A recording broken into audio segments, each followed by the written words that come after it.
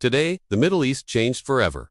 On the morning of Saturday, February 28, 2026, while millions of Iranians were heading to work and school, the skies over Tehran erupted. Smoke rose above the capital. Sirens wailed across the region. Airspace shut down from Beirut to Dubai. The United States and Israel had launched a massive, coordinated military operation against Iran, and the world is still trying to understand what comes next. This is everything you need to know. President Donald Trump appeared in a video posted to Truth Social at 2:30 a.m. Eastern Time, announcing that the U.S. military had begun what the Pentagon officially named Operation Epic Fury. Trump described the operation as massive and ongoing, saying the objective was to defend the American people by eliminating what he called imminent threats from Iran. The earliest strikes appeared to hit near the offices of Supreme Leader Ayatollah Ali Khamenei. Smoke rose from the capital as Iranian media reported strikes occurring nationwide across multiple cities simultaneously. According to two Israeli sources cited by major international outlets, the strikes targeted senior leadership figures, including Khamenei himself, President Masoud Pezeshkian, and the head of Iran's armed forces. One source told CNN that Israel had obtained confirmation that Khamenei was killed in the strikes. However, as of this recording, neither the U.S. nor Israel has officially confirmed his death, and an Iranian government spokesperson initially insisted he was safe. Secretary of State Marco Rubio briefed top congressional leaders shortly after the operation began. A senior Trump administration official described Iran's conventional missile capability as an intolerable risk that left the administration with no other option. The scale of these strikes is unlike anything since the Iraq War. In the weeks leading up to this moment, Washington had assembled one of the largest fleets of fighter jets and warships in the region. It had built in over 2 decades. To understand today, you have to go back, because this didn't happen overnight. The tension between the U.S., Israel, and Iran over nuclear weapons has been building for decades. But the most recent chapter started in June 2025. On June 22, 2025. The United States Air Force and Navy attacked 3 Iranian nuclear facilities: the Fordo Uranium Enrichment Plant, the Natanz Nuclear Facility, and the Isfahan Nuclear Technology Center, using 14 GBU-57A, B, bunker buster bombs carried by B-2 stealth bombers and Tomahawk missiles fired from a submarine. A Pentagon assessment from July 2025 concluded that Iran's nuclear program had likely been set back around 2 years. Those strikes ended a 12-day war between Israel and Iran, and a ceasefire followed just 2 days later. But the ceasefire didn't resolve anything. It only paused the clock. By August 2025, Iran agreed to resume nuclear talks with European nations. By November, Trump himself said Iran had requested the removal of crippling sanctions and that he was willing to discuss terms. By early 2026, protests had broken out in major Iranian cities over soaring prices and a collapsing currency. The internet was shut down across Iran for more than 2 weeks as the government cracked down. Trump publicly told Iranians to keep protesting, and the U.S. began quietly building up its military presence off Iran's coast. Multiple rounds of indirect nuclear negotiations were held in Geneva, mediated by Oman. A third round concluded on February 26, just 2 days before the strikes, with Oman saying significant progress had been made. Iran had signaled willingness to compromise on its nuclear program, but it repeatedly and firmly refused to put its ballistic missile program on the table. That refusal, according to senior U.S. officials, was the final breaking point for Trump. And yet, the bombs fell anyway. Today's operation appears to be far broader than the June 2025 strikes. Cities hit include Tehran, Isfahan, Kermanshah, Qom, Tabriz Ilam, Karaj Bushehr, and others spread across the entire country. Iran's foreign ministry confirmed that strikes targeted a range of military and defense sites, as well as civilian infrastructure, in multiple cities simultaneously.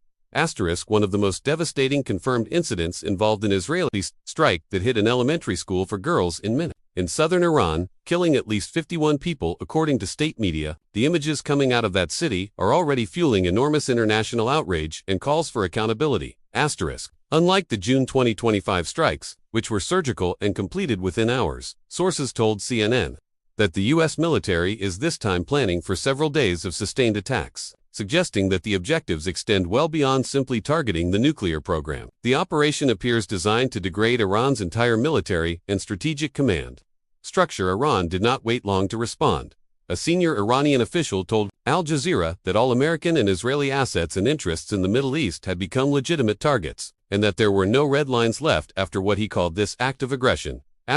Iran launched waves of ballistic missiles and drones across the region. Bahrain reported a missile attack on the U.S. Navy's 5th Fleet headquarters. Kuwait reported troops were injured at an airbase. Explosions were heard in Qatar. Jordan said it intercepted dozens of drones and ballistic missiles. The UAE's defense ministry confirmed that Iranian ballistic missiles targeted the country. Most were intercepted, but one person was killed by debris from an interception in Abu Dhabi. Iran's IRGC stated publicly that the operation would continue relentlessly until, in their words, the enemy is decisively defeated. The retaliation is spreading, and it is not over. World reaction has been swift and deeply divided.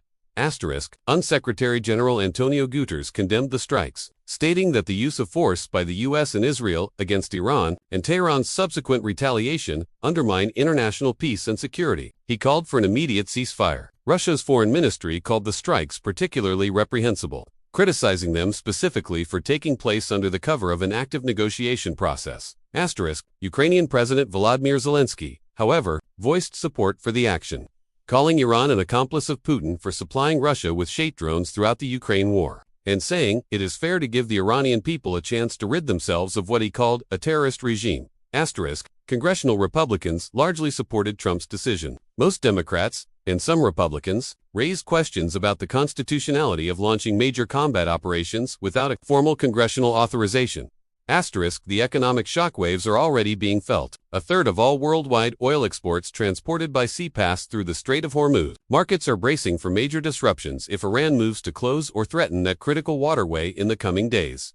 So what does all of this actually mean? What we are witnessing today is the result of decades of failed diplomacy, mutual distrust, and a nuclear standoff that nobody ever fully resolved. The June 2025 strikes bought time, but not peace. After crippling Iran's regional proxies, Hamas in Gaza, Hezbollah in Lebanon, Israel last summer launched a direct war against Iran itself. Analysts had long suspected that Netanyahu would eventually find a moment to resume direct pressure on Tehran.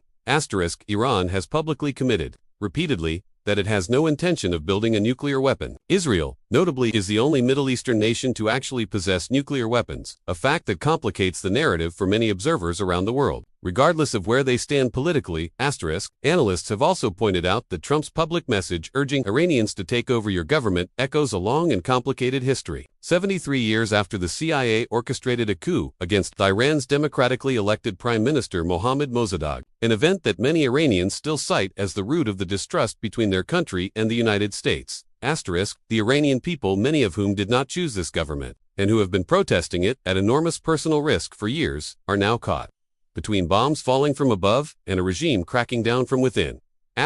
This story is still unfolding by the hour. The strikes are ongoing. Iran is retaliating. Diplomats are scrambling. And the question the entire world is asking right now is simple. Where does this end? We will be covering every major development as it happens. If you want to stay informed without the noise, subscribe right now and turn on notifications. Every video on this conflict will give you the full context, not just the headlines. And drop a comment below. Do you think military force was the right call here, or did diplomacy still have a chance? Stay informed. Stay critical.